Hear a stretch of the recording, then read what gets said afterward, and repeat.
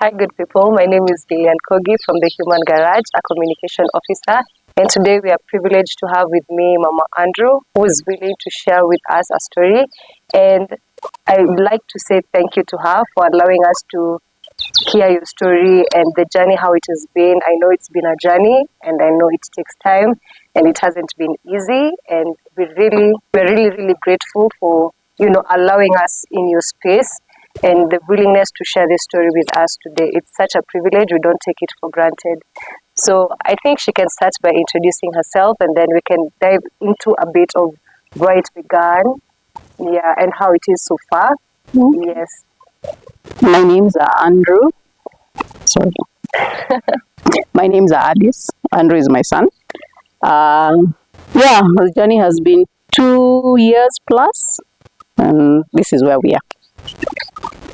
Mm-hmm. So how are you seeing the progress so far with Andrew? What can you say about his progress? Andrew has improved a great deal. It's since his accident. He was involved in a road accident, so he sustained a brain injury. So this was like June 30th, 2022. So it's over 2 years. But ever since we've come to the Human Garage, we've seen a huge improvement in terms of his mobility, especially. Now at least he can move, his legs are moving, he's stronger. And that's since we started Human Garage in January this year. Okay, and what convinced you to come to the Human Garage, like knowing that there are a lot of medical places outside and medicine? Like, what is that really convinced you and you said, like, let me bring my son here, maybe there's hope? Or what was going through at that time? I think basically with such a condition, you get to a point where you, as a mother, you try anything to try and to see where we are going to go. It was just a trial because I just stumbled on Human Garage. The funny thing is, when I stumbled on Human Garage, I was actually searching for myself, because at that time I was having a really bad back pain. Mm-hmm. And then when I went through and I read through it, I was like, oh, by the way, maybe Andrew can benefit with this. So motherly instincts stopped what for me, my pain didn't matter, so I decided to try it on Andrew, and I'm glad I did. Yeah. Awesome. And before trying the Human Garage, had you tried other places, and like, were there things that you tried before, and maybe you can talk of the experience in it? No, they're actually not. We were just doing the usual conventional physio. We were just trying physio and all that stuff. But there was nowhere that there was any point that you would try any other option of medicine. So when this popped up and I was just doing research, I just said maybe it's a trial. It was just a trial, and I thought it was interesting reading through and what you guys do. When I read through it, I was like, probably this is it. Maybe this is the key to unlock a few things that were stuck. Yeah. And I think that has done that. Can you say like one major change that you saw in Andrew and you were like, now there is progress? Like something that he didn't do before, or kuna unaona venye hata mtoto ukimlea unaona niwe ameanza kutembea hivi. Yeah, walking. That thing of just him being, because Andrew got the brain injury and he got a stroke, so it affected his right side. So his right side was very weak, but the strength, now he started gaining strength on the right side, and he finally moved the leg. So that was such an amazing, huge milestone for us. That was huge. Yeah. Awesome. That's amazing. Yeah. That's really amazing to hear. And would you like to introduce how do we say it? The one who's been caring for him? Because yes. I've seen him, there's no visit I've not seen him. Yes. And also on TikTok I also see him caring for him. Yes. And also at home also as well, right? Yes. Yeah. This is called Macharia. Actually namesake, because Andrew is also Macharia. Oh, my yeah. God. So they have walked this journey together since. Actually, Macharia is the one who moved Andrew from HDU. By the time now he was being moved ICU, HDU to ward. And that's Macharia. That's 2 years. 2 years. Yes. So he knows him through and through. Through and through. Yes. So he's been his caregiver throughout. Masha, would you like to, tell us some insights, how the journey has been, and being with him from the beginning.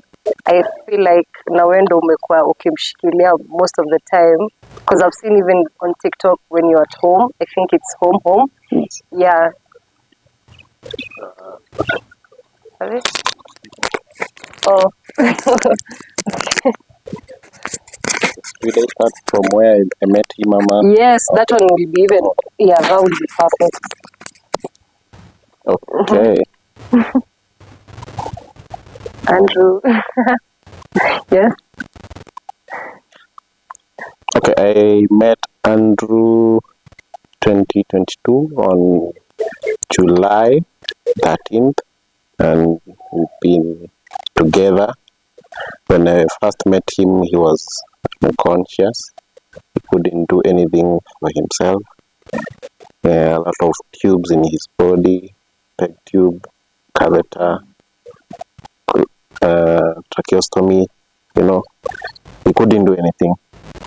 But we've been together, we've tried. It's never been easy, but we've tried. How like days for you and him, like when you're together? Like when did you get to have that bonding session where unajua sasa naona wanaangaliana ni kama they've already said something to each other and I'm like, okay.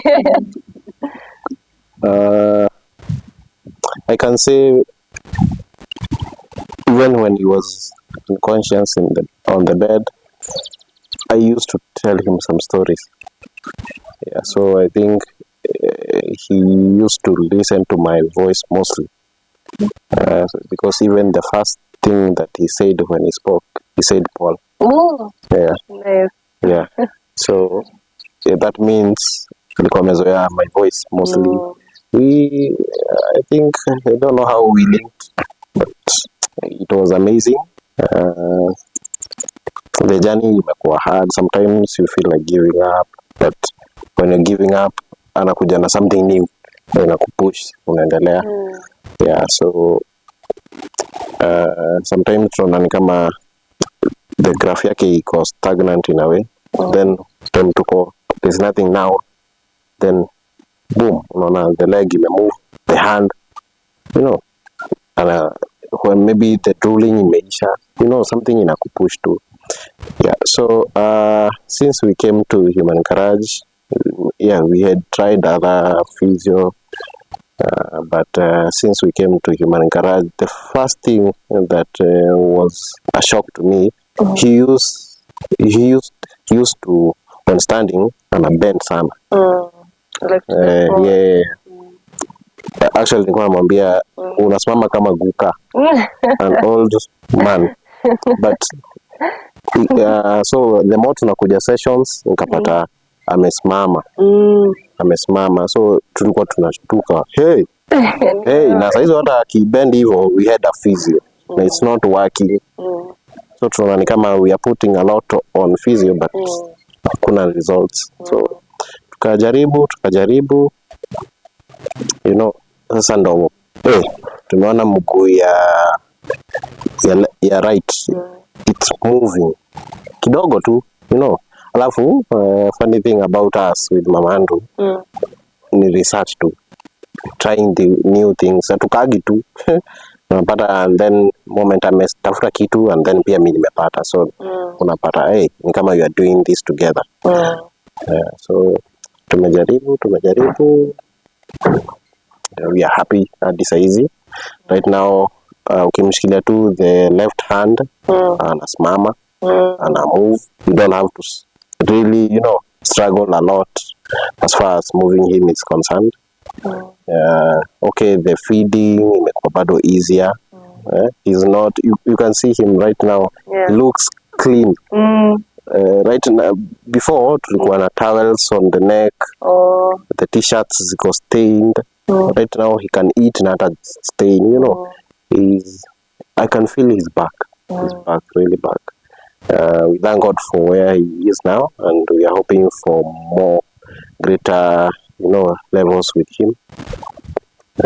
He's a tough guy. I think kama ni mimi singekuwa. He's a tough guy. he's a real fighter. Sometimes unaona the pain, mostly he had some fractures and it healed. Now we didn't know. So saa zingine anafanya physio unaona tu so but when you a normal person ukikuwa na fracture and then physio bado inafanywa na ni aggressive, so ametoka far. He doesn't give up. Funny thing about him, he's a fighter, and I'm happy to be with him. Yeah. There's some time I was like, I'm part of him now. Nikienda home na namfikiria tu, I feel like I was calling my mom, ama nirudi.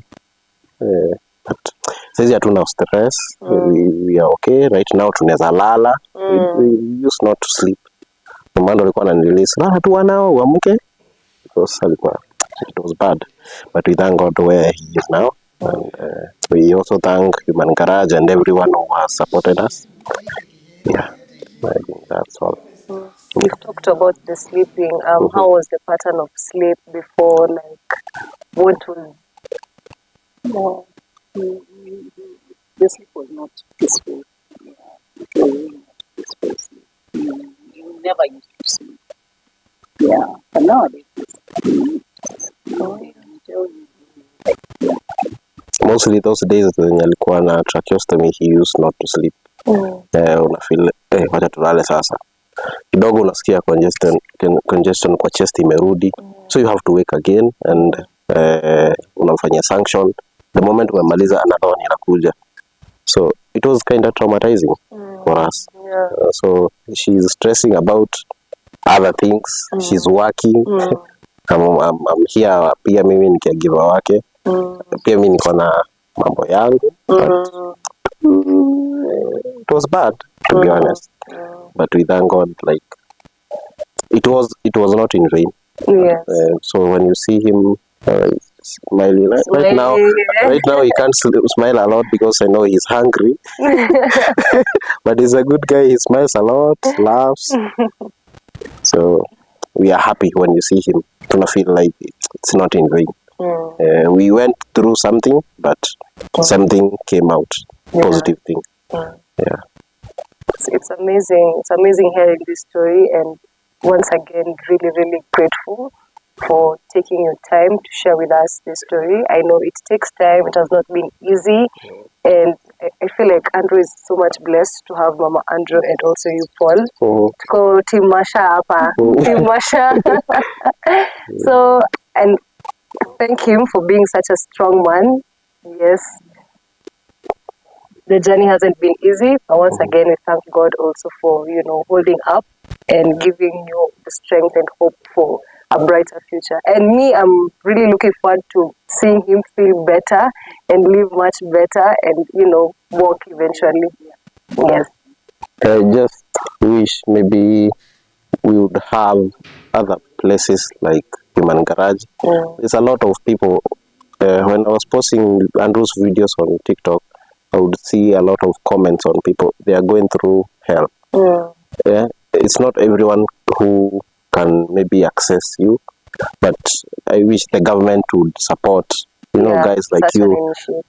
Uko mashinani, people are going through hell. They don't know where. Actually, if Mama Andrew wouldn't research, angekuwa tu Mama Moshad Andrew angekuwa hapa. So unaona, a lot of people hawana information. They don't know where to start. Yeah, but we thank God where we are. See, I feel like testimonies like this, open eyes and, people love hearing and seeing a journey so that they can believe. But once again, we say seeing is believing, So, unaweza ambia mtu story lakini kama huo mtu haja experience, haezi get the magnitude of the relief that comes with this treatment, old school medicine. People are still stuck with the notion of, medicine every time, each and every time. Of which, naelewa too, but testimonies like this allow people to see a different perspective of medicine and living a better life and having a better future. Yes, so thank you once again for, opening up and sharing your story with us and sharing Andrew's journey. Andrew, smile, Timasha. Yeah, but as Paul amesema, he's hungry now, so we will work to release at this moment. Yeah, so we can conclude there.